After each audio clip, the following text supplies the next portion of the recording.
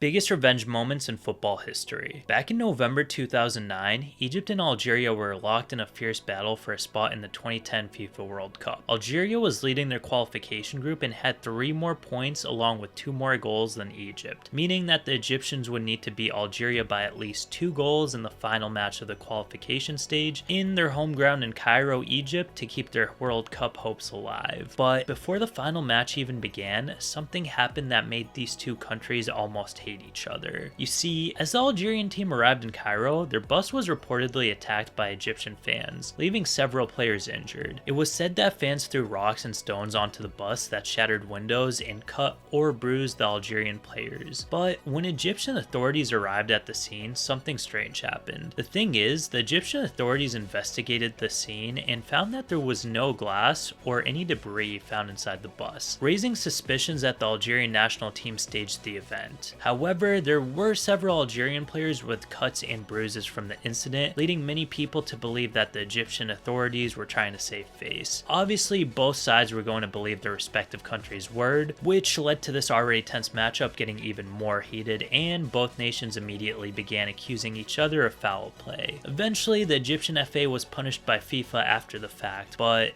despite all of this, the match went ahead, and Egypt won 2-0 off of a last-minute goal by Ahmed Metab, which sent all of Egypt into an absolute frenzy and forced a playoff match in a neutral location of Sudan to settle the World Cup spot. But just when you thought this matchup couldn't get any more dramatic, it did. The thing is, Algeria was still feeling upset about the events that happened earlier in Egypt, and they weren't going to take any chances for the playoffs, so they flew in thousands of fans to Sudan, ensuring a heavy Algerian presence in the stands just in case push came to shove. But despite Egypt being much closer to Sudan than Algeria is, the game felt like it was a home match for Algeria with how many fans were there. And with emotions running high, Algeria clinched a narrow 1-0 victory, booking their spot in the World Cup and breaking the hearts of millions of Egyptians who had been waiting for 2 decades to return to the World Cup. But apparently this wasn't enough for some Algerian fans, as they found the need to attack the Egyptian supporters after the match concluded for revenge to the events that happened